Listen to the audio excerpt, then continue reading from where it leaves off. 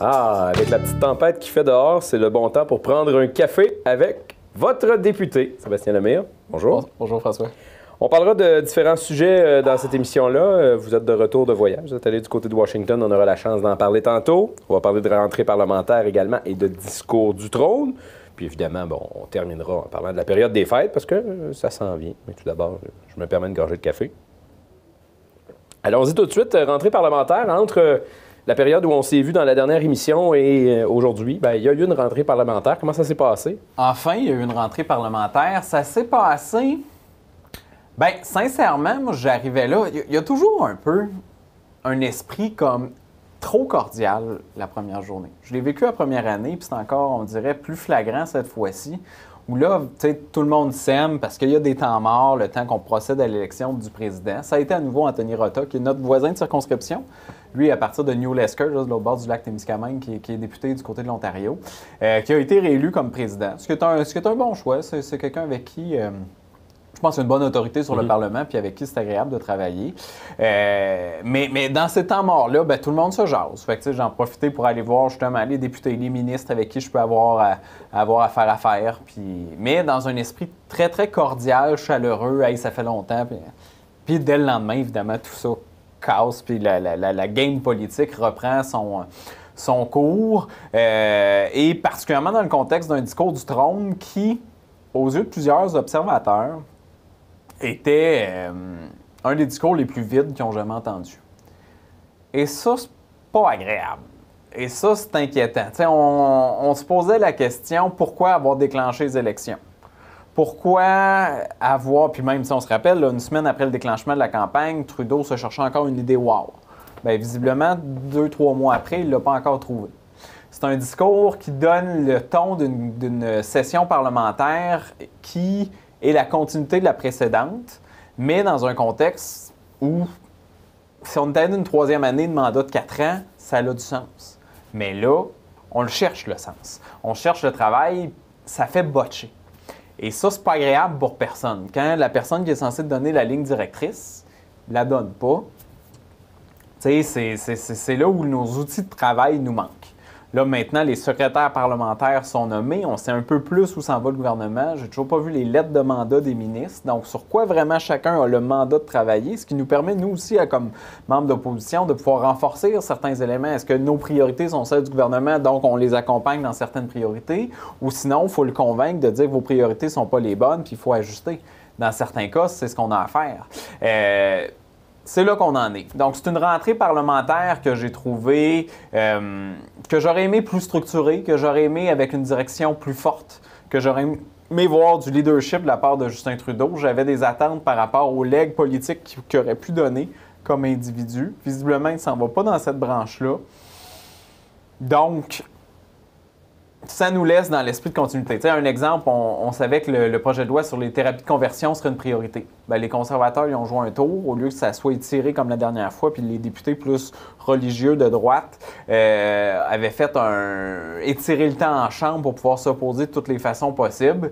Bien, leur leader était en voyage la semaine passée, puis ils ont profité de ce moment-là pour faire passer une motion. Donc, par motion unanime. Là, on n'est pas obligé de passer première lecture, deuxième lecture, troisième lecture et faire les travails en comité puis les débats. Ça a été adopté unanimement. Donc, ce projet de loi qui était rendu au Sénat l'année passée est mort au feuilleton, bien, est ramené à la même étape. Donc, ça, c'est un exemple de collaboration qui fait en sorte que ce qui aurait pu prendre énormément de temps parlementaire va vite. On souhaite la même chose pour le projet de loi C10, par exemple, sur la radiodiffusion, mais ça n'a pas encore bougé encore. Ça n'a pas été mis comme priorité. Ce qui a été priorisé, évidemment, l'arrivée COVID, donc la présence d'un variant fait en sorte qu'on a ramené le mode hybride, ce qui est correct dans les circonstances, mais qu'on aurait aimé renforcer la présence au Parlement. Mais les libéraux semblent avoir compris le message. Jusqu'à maintenant, il y avait quand même une présence plus importante de ministres et de députés en Chambre.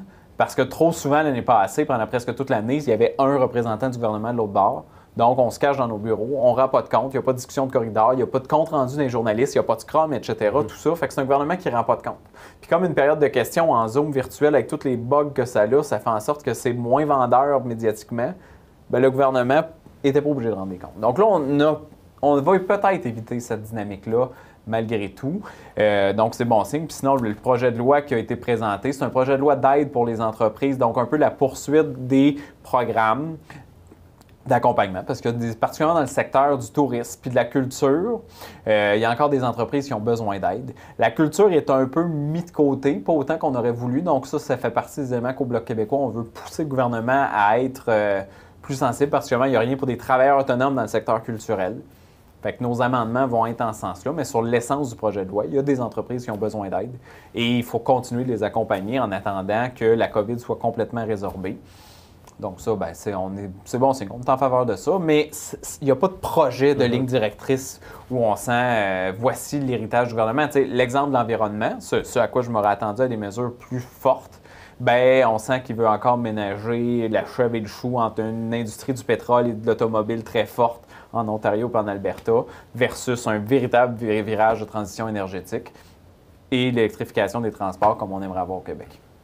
On a parlé discours du trône, rentrée parlementaire. Bon, là, on est retourné en mode hybride, mais les premiers jours, ça a été en présentiel, tout le monde ensemble, on voyait les images, c'était rempli. Comme si le virus n'existait pas. Ouais, mais on avait quand même nos masques. Bien, c'est ça, c'est un climat dans lequel tout le monde s'aime, puis c'est correct, c'est comme ça que ça marche. Puis les jeunes sont contents de se retrouver, puis Fait que oui, il fallait être les 338 sur place pour l'élection du président qui se faisait par papier, pas comme le veut la tradition, parce que toutes les mesures COVID ou virtuelles doivent être votées par le Parlement. Donc, évidemment, on ne peut pas les faire préalablement en virtuel. Ça s'est bien passé. Nous, on aurait, comme je disais tantôt, renforcé le côté présence parlementaire. Et là, ces mesures-là vont être jusqu'en juin. Okay. Donc, tu sais, ce que moi, j'aime pas là-dedans, c'est la possibilité de fuite d'un gouvernement. Et c'est ce qu'ils ont fait l'année passée. Donc, si on s'assure d'avoir une présence en chambre, avoir une rigueur de présence en chambre, on s'assure d'avoir une qualité de travaux. Tu sais, le hockey, ça joue sur la glace. Puis c'est ce qui manquait l'année passée. Puis après ça, ben, c'est ça. Le gouvernement a une responsabilité là-dedans de donner qu'est-ce qu'il veut réaliser comme gouvernement. Et ça, ben, ça reste encore à déterminer. On va faire une courte pause là-dessus. On va revenir dans quelques instants.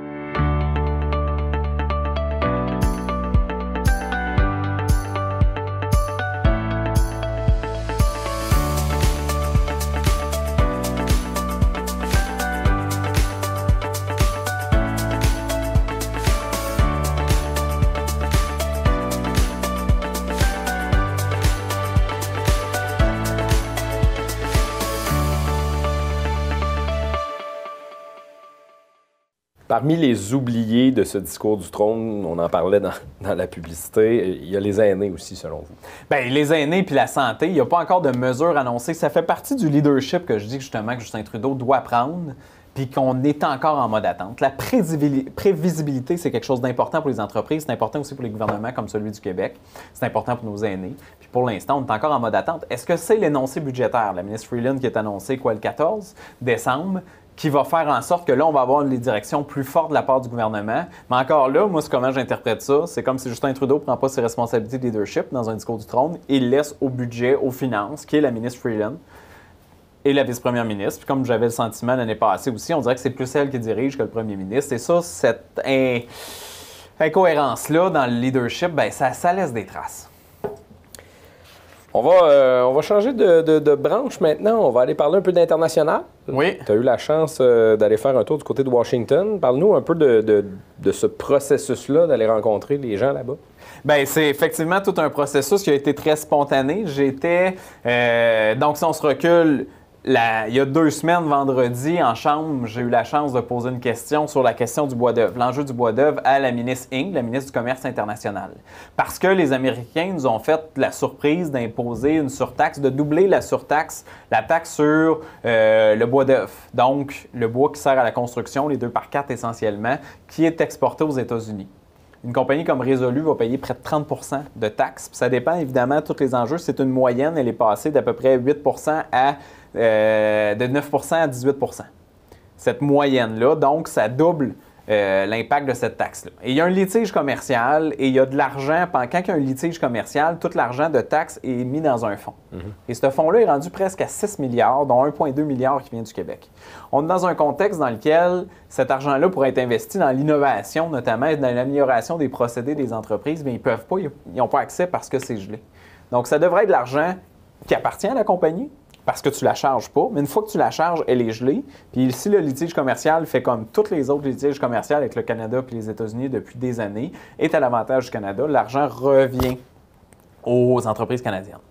Est-ce que ça fait partie de la stratégie? Est-ce que les compagnies américaines veulent négocier et avoir leur part, 50 peut-être de ce montant-là? Il y a quelque chose d'assez fascinant dans l'approche américaine en ce moment, mais sur l'enjeu du bois d'œuvre, comme sur l'enjeu des véhicules électriques, la présomption des Américains, c'est comme si on était... Bon, on approche des élections de mi-mandat. Il y a quelque chose quand même de très politique là-dedans. Et si l'ombre de Donald Trump, avec le Buy America, avec le America First, faisait partie d'un créneau que Joe Biden voulait aller jouer. Donc, en étant très protectionniste, en étant très par les Américains pour les Américains, on vient qu'à développer, à exclure les Canadiens. Et là, si on prend l'exemple des véhicules automobiles ou des véhicules électriques, bien, un auto va traverser plusieurs fois la frontière, selon les parties, les composantes. Et là, forcément aussi dans la fabrication des batteries. Mais ça, ce véhicule-là, s'il traverse la frontière, n'a plus accès au crédit d'impôt qu'ils veulent suggérer pour les Américains, un 12 500 pour l'achat d'un véhicule électrique. Donc, ces véhicules-là canadiens, en partie canadiens, deviennent exclus, donc ça devient une catastrophe. Ça veut dire que les États-Unis vont-ils fabriquer eux-mêmes leur propre véhicule, nous exclure. Donc, ça a un gros enjeu sur les emplois, forcément, mais aussi sur toute la production canadienne. Donc, dans le contexte, la ministre Ng a pris assez rapidement, dans ce que j'ai compris, moi, ça a été quelque chose, c'est pas mal décidé la journée même, d'organiser une mission commerciale aux États-Unis. Donc, pouvoir aller rencontrer des gens, des lobbies, des gens, des élus aussi au niveau des États-Unis. Et de faire une mission Team Canada qui appelle, donc d'avoir des représentants de chaque parti politique pour montrer l'unité canadienne. Donc de dire que les intérêts canadiens, il n'y a pas de division, on pense toute la même affaire. Donc vous avez à vous autres à vous ajuster à notre position canadienne. Dans le contexte, donc, je suis allé avec un représentant du NPD, des conservateurs et la ministre Ng. La première journée qu'on était là, le jeudi, ça a été de pouvoir d'aller rencontrer des élus. Moi, c'était au niveau du Congrès des représentants, de la Chambre des représentants, donc des élus particulièrement de la Floride et de l'Iowa. Des États qui sont aussi des États amis, tant républicains que démocrates, ceci étant dit, pour pouvoir faire en sorte que nos alliés s'activent auprès de leurs partis politiques, auprès de leurs dirigeants, pour mettre de la pression, pour qu'on pense dans une vision nord-américaine et non juste les États-Unis d'Amérique. Et donc, d'activer ces alliés-là. Le jeudi, c'était avec ces élus-là. Le vendredi, c'était avec notamment des gens des syndicats, les Teamsters, les gens du syndicat Iron, du fer, United Steel. Donc, on est vraiment dans ces alliés-là et des constructeurs de maisons, les home builders. Donc, les lobbies qui puissent mettre la pression sur le gouvernement démocrate pour dire, regarde, on pense dans une vision globale continentale. Et de faire valoir des arguments du genre que si ta maison, si tu payes ton 2x4 20 plus cher, ta maison va te coûter plus cher éventuellement. Fait que si tu prévois par le Build Back Better Act, plus de maisons qui vont se construire aux États-Unis, tu as beau penser à 1,7 milliard de dollars, si ton bout te coûte 20 plus cher, tu vas en construire moins de maisons. Fait que même leurs intérêts sont mal représentés par ce projet de loi-là. Comme pour les voitures automobiles, si tu n'es pas capable d'échanger comme tu veux tes autos aux frontières, ça veut dire aussi que ta matière première, qui est dans bien des cas pour la fabrication de batteries et de lithium, au lieu de t'approvisionner avec celui de l'Abitibi-Témiscamingue, tu te retrouves à être dépendant, comme c'est le cas actuellement, de celui de la Chine.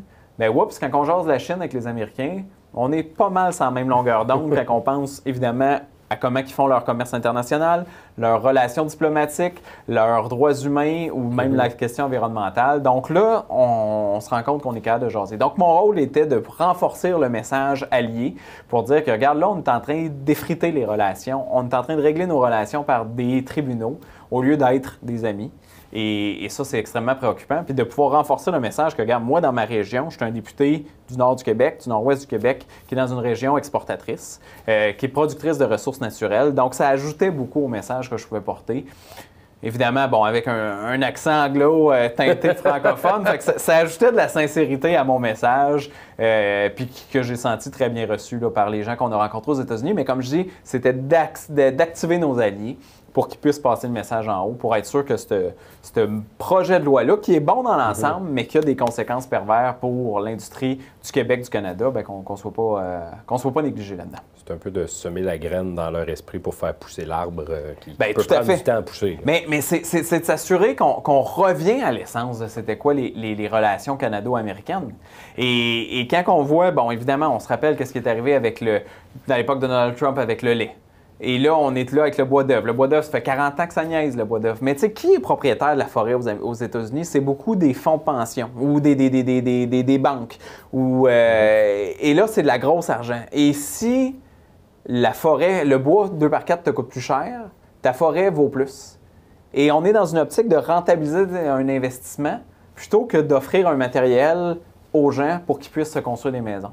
Fait c'est un gros lobby qui met de la pression, qui donne de la grosse argent, puis on sait comment que les Américains, les démocrates, les républicains sont très imposés par les puissants lobbies.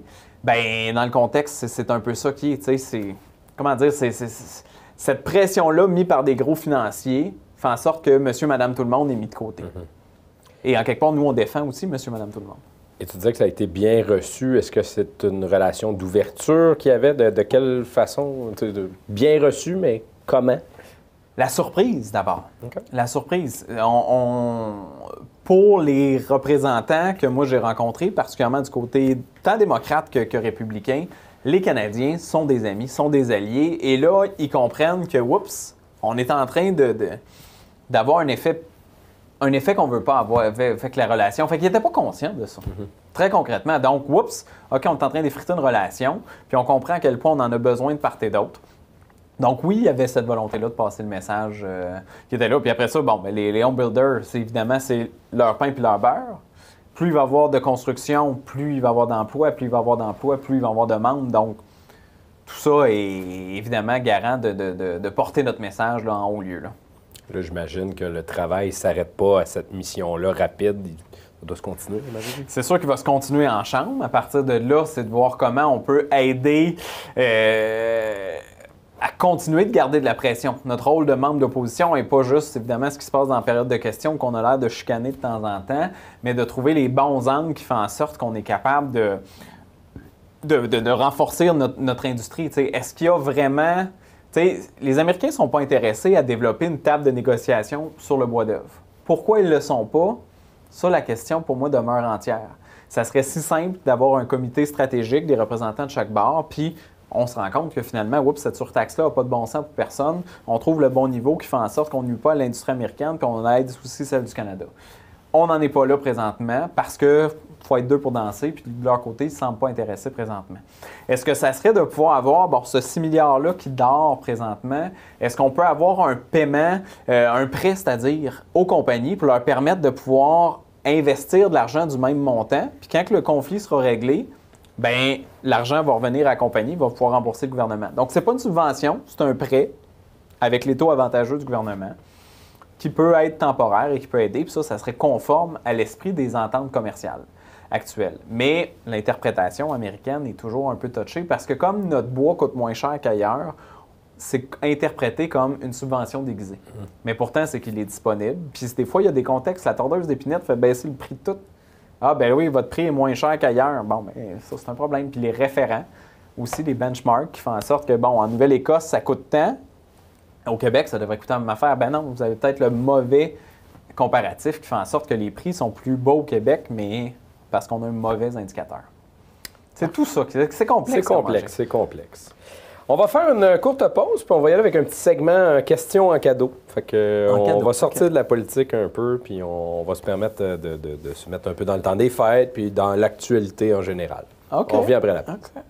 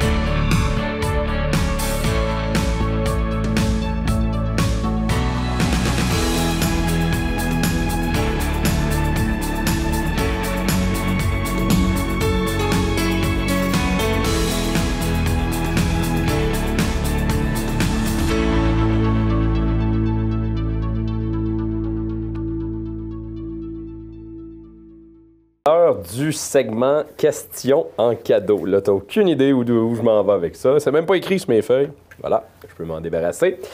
J'ai eu quelques petites questions en tête qui n'ont aucun rapport avec la politique, quoique des fois.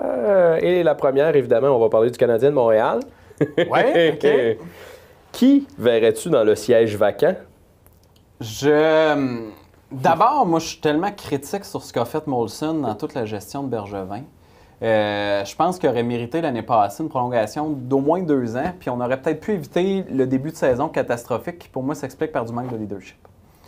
Quand, oui, les joueurs étaient fatigués, tout ça, ça joue énormément. Il fallait être tolérant, je pense, face au début de l'année. Mais il y a un manque de...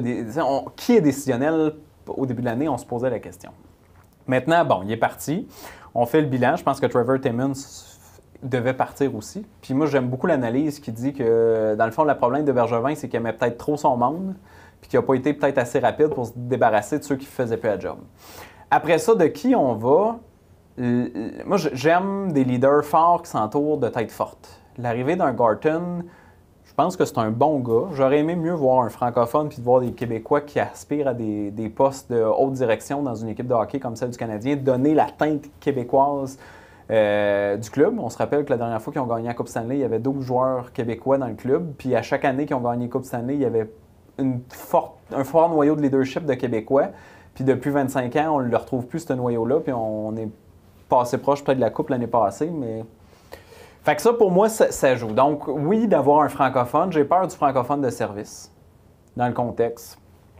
Bon, c'est sûr qu'un Patrick Roy serait capable de challenger. Est-ce que ça a la bonne tête de hockey? La question se pose. Et donc, à ce stade-ci, j'aime bien... j'avais un 2 à mettre. Au début, je le mettais sur Martin Madden Jr.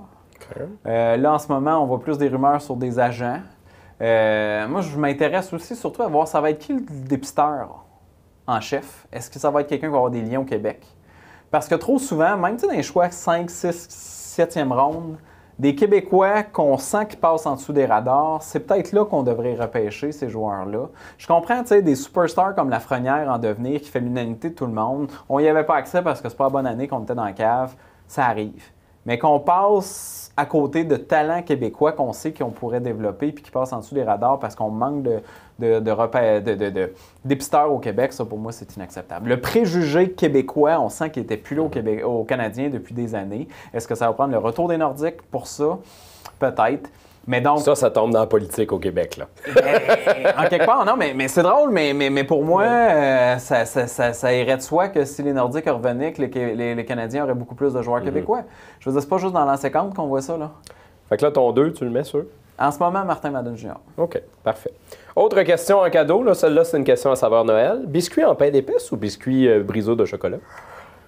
Ah, les pains d'épices, pour moi, c'est comme la citrouille dans des cafés. Là. Je veux dire, oui, c'est comme la mode d'une fête, là, mais en même temps, c'est pas très bon. Fait que non, je vais dire briseur de chocolat. OK. Je t'amène encore dans le repas des fêtes, le traditionnel pain sandwich ou la tourtière. C'est sûr que c'est l'autre. Hey, ma mère avait ça. Puis en plus, elle faisait plus. Ça se peut qu'elle nous écoute. En plus, je la salue. Salut, maman. Le don de nous faire des sandwichs, évidemment, à étage, puis comme bleu, là.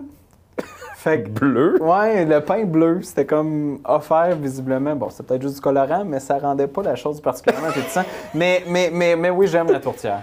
Ah oui, ben oui. Bon, là, c'est-tu seul si pâte ou tourtière, etc.? Là, il y a la différence. Une tourtière du Lac-Saint-Jean puis une tourtière standard. Les deux me tentent. Faut pas embarquer là-dedans. Là, d'ailleurs, temps des fêtes qui s'en vient, qu'est-ce qui va ponctuer la vie de notre député pour le temps des fêtes? Bien, c'est sûr que là, on ne sait pas à quel point le nouveau variant va évoluer. On attend encore les consignes du gouvernement Legault là-dessus. Est-ce qu'on va pouvoir être en famille, se regrouper? Ma belle famille est dans le coin de la Montérégie-Estrie. Est-ce qu'on va pouvoir s'y rendre? Est-ce qu'eux vont pouvoir venir ici? On est un peu en mode attente par rapport à ça. Ça va jouer. Est-ce que mon chien Pookie va pouvoir aller au chenil ou pas? Est-ce qu'il y a de la place? C'est beaucoup de logistique. Mais pour l'instant, je compte bien effectivement profiter au moins d'1-2 semaines en famille pour rattraper ce temps-là. Mais sinon... Là, pour l'instant, la priorité, c'est de finir la session parlementaire. Il nous reste cette semaine, la semaine prochaine, puis on recommence juste le 31 janvier. Après ça, on sort les skis. On va faire du ski dans la belle neige qui est en train de tomber. La beauté, c'est qu'ils sont déjà sortis. Les raquettes, je les ai ramenées. Ils étaient à Gatineau pour faire de la place. Fait que ça, on va pouvoir en profiter, effectivement. Avec Pookie, c'est vraiment génial de profiter de la nature. On l'a fait hier, notamment. Oh, puis surtout que tu nous l'as dit dans la dernière émission, quand on t'a demandé quand est-ce la première tempête de neige, là, elle est arrivée entre les deux émissions. Et c'est fait, là. Il en tombe pas mal. Là. Tout à fait. Si tu avais un message à lancer aux gens à l'approche des fêtes? Bien, pour moi, d'abord, évidemment, joyeuses fêtes. Puis te rendre hommage, François, dans le contexte, parce que j'ai pu participer à la parade qui a été dans les rues d'Amos faire. Bon, je n'étais pas en char allégorique parce que, bon, quand même que j'étais dans mon auto, j'ai rien aux couleurs du député, mais de pouvoir marcher dans les rues d'Amos, puis de voir la mobilisation. Je sais comment, particulièrement cette année, ça a été fait sur un coup de tête encore, mais parce que ça te tenait à cœur. Puis avec ton équipe, tant des gens de la Chambre de commerce, de l'Association de commerçants, d'autres médias, de pouvoir dire, regarde, nous, on priorise ça à Amos, puis c'est bon, la COVID a fait en sorte que ça n'a pas eu lieu au Témiscamingue et à d'autres endroits, mais il y a en ce moment une fierté que vous avez, puis qui part de ton leadership pour dire, Noël est une fête importante. C'est important de donner de la magie aux enfants. Ils étaient très, très nombreux. Moi, c'est particulier parce que, bon, évidemment, je ne suis pas résident d'Amos, donc j'ai peut-être moins de connaissances, de racines avec les gens que bien d'autres. Je l'ai un peu par le hockey. Fait que quand je voyais des trucs de hockey des équipes adversaires de mon garçon Jules d'Amos, soit les imprimeries à Cricana ou les Esquerres, j'étais capable de les saluer puis pour parler de la game dans la fin de semaine passée où Amos nous avait battus. Donc là, on les retrouvera en tournoi la semaine prochaine à Rouyn-Noranda. Mais il y a quand même quelque chose de féerique dans ces moments-là, d'avoir un contact direct avec les gens. Évidemment, les gens s'y sont donnés à cœur, évidemment, le traîneau du Père Noël, mais l'ensemble des entreprises, des organismes qui étaient présents, de renforcer cette message-là, que la magie des fêtes est importante sur l'aspect magique. Et ça passe par la chaleur, ça passe par permettre de faire vivre des images qu'on a tendance à prendre pour acquis, puis le symbole ultime du Père Noël, c'est un peu ça. Ça a été vraiment un plaisir de participer à ça avec vous, puis en même temps, bien, le souhait que j'ai, c'est celui-là, de faire vivre cette magie de Noël-là. On a passé 2 années très difficiles. Je souhaite que les conditions sanitaires, les mesures sanitaires vont nous permettre de se regrouper le plus de monde possible. Au moins de ne pas reculer. On le sait, la double vaccination aide. On voit les statistiques, c'est beaucoup des gens qui ne sont pas vaccinés. Sensibiliser vos proches peut-être d'ici là à commencer le processus. Mais ça, rendu là maintenant, si les gens n'ont pas voulu se faire vacciner. Puis c'est des raisons que des fois, c'est la peur du vaccin. C'est les peurs sur l'effet de santé. Il faut être capable d'être attentif aux préoccupations des gens, peut-être dans le contexte. Puis ça, souhaiter des moments les plus humains possibles. Rapidement, en 5 secondes, est-ce que ton sapin est fait? Oui. Là-dessus, on va se laisser. On va souhaiter un bon temps des fêtes. Merci, François. Santé. Joyeuses fêtes. Au mois de janvier. Joyeuses fêtes, tout le monde.